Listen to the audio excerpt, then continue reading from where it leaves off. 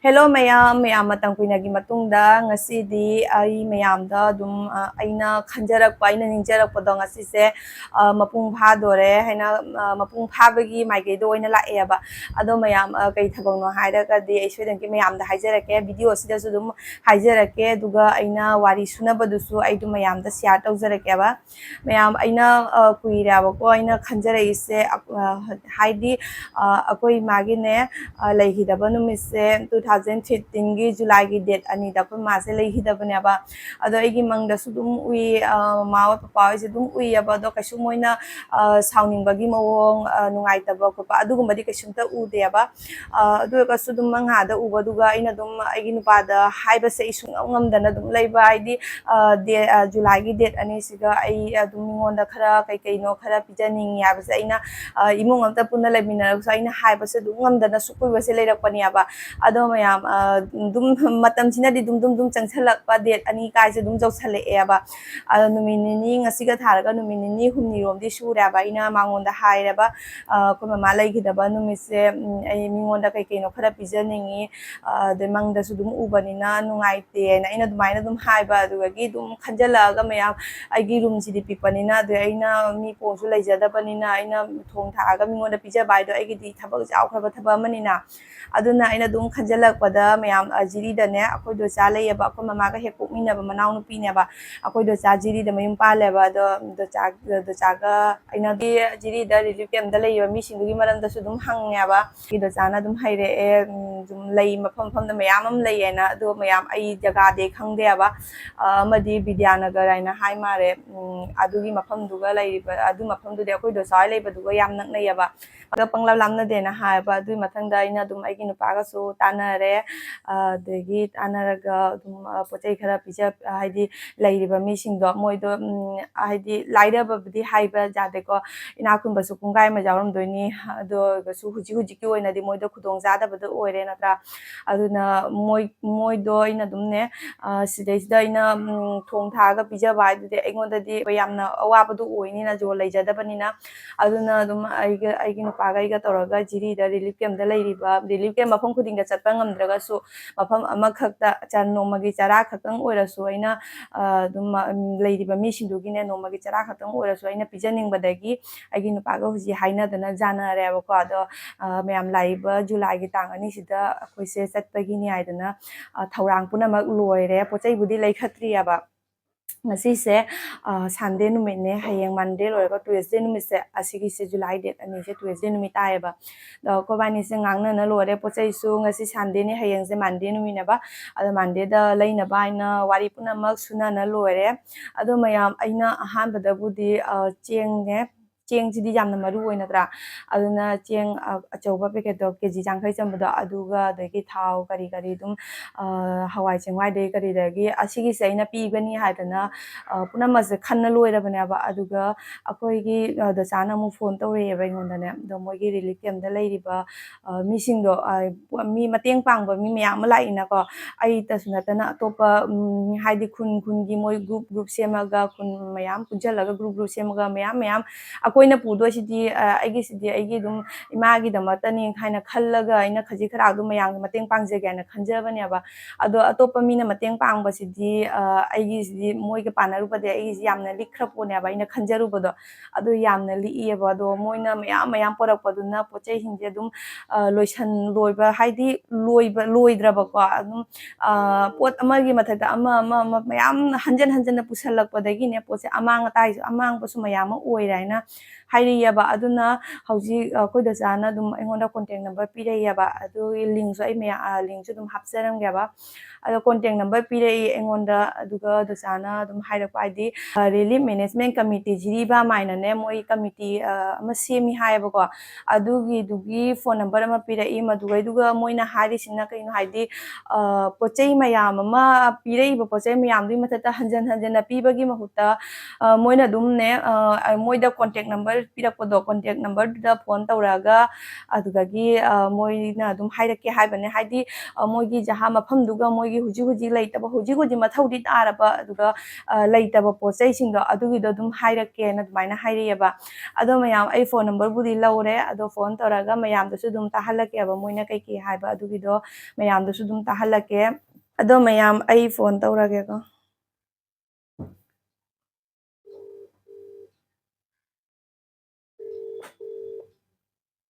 ai kujiu nen police nang lairakpagin hello aina phone tawraisibu Jiribam gi relief management committee Jiribam aina laibadugi iyambaduro mane mane iyamba ai kainoda kasardagini aina ne ko akoigi ahambada kai haigni akoigi indocha ama layaba ko Jiri Lakhipurda maki nupado Nabachandra kaubani iyamba khangibro Nabachandra ben thawbani khang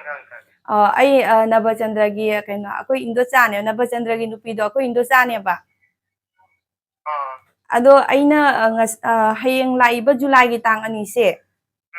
asigaisida aina ne ko aidi habadi aigi husband ga iga se tanabani ba akoi mama gi ne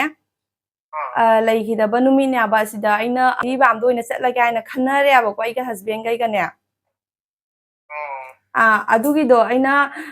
akoi do chaga haina dana keke pochai porakna ba aina haina badagi do chane ngono phone number se pirakpani aba ado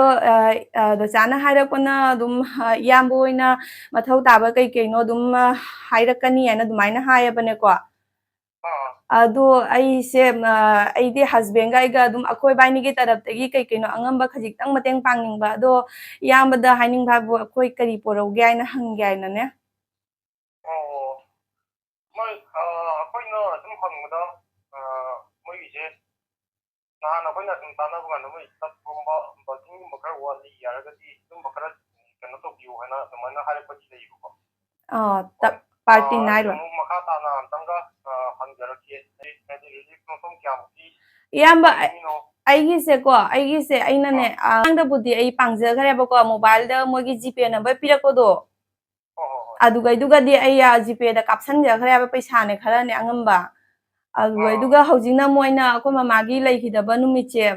chigi numisida aina khaji migi nomagi charatang orasu khaji khara aina pijaning ba ko aina kem khuding makta chatpa ngamdraga su Vidyanagar haibra kaino adugi mafam duga aina dum khaitang pangning ba ko aduna ni da haise ai miga seanate aigi site ge aina ngamjaba khaitang pangjage haiba do chana thangna ba keke porau haiba adugi do hoi hojiki aina haje report ma laiyebo aduga adi isana pangning ba level dugi su maka pole adi juda laise jum do jum around 50 about my other day like here I'm thinking and family hay done household to get family stuff to pangura natra par sare par sanna ni ma visa to pangura to ni tongi mota la ye ko to pangai potana adum cha mai da ma yuna to ye da lu ni ko lu kana bi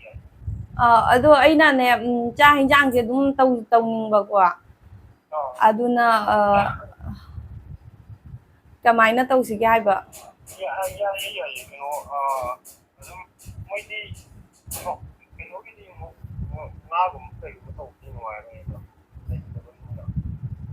nati ai se nga war su kai su kai de aina haise laigidaba abade ko mamadi kuire aba laigidaba aina dumne aduga dum khara dum pijaning ba haitare ko ahalaman habadi dum kem duga ne khaji mi khara dum nomai charam tango su aina tawjaning bane adugini aba ya dai mi masing dum ati hajar ke do mo ja dum atai dai ta na tang bi ma saka de gi dai aduga nga ko bo na pijaning da hai ni na ko ge na mo ni masing na adum ki nga hairo Ani mo na tuwing taba sa taba hay tare ina mo di komen gi hati na taga mo din pang komen di yun na tan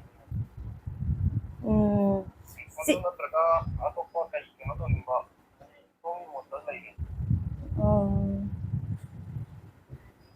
ꯆꯦꯡꯒꯗꯤ ꯑꯗꯨꯝ ꯂꯩꯔꯤꯅꯦ ꯆꯦꯡꯗꯤ ꯃꯔꯥꯡ ꯀꯥꯏ ꯆꯦꯡ ꯍꯋꯥꯏ ꯑꯂꯨ ꯃꯔꯥꯡ ꯀꯥꯏ ꯍꯥꯏꯗꯤ ꯃꯌꯥꯝꯅ ꯀꯃꯟ ꯑꯣꯏꯅ ꯄꯥꯝꯅꯕ ꯄꯣꯠ ꯑꯣꯏꯕ ꯏꯁꯤꯡꯗꯤ ꯀꯃꯥꯏꯅ ꯇꯧꯔꯤ 이싱도 좀 mayamna toroga mogi thaknabagi isingdi 좀 그래도 ꯀꯩ ꯍꯥꯏꯕ ꯊꯛꯄ ꯌꯥꯕ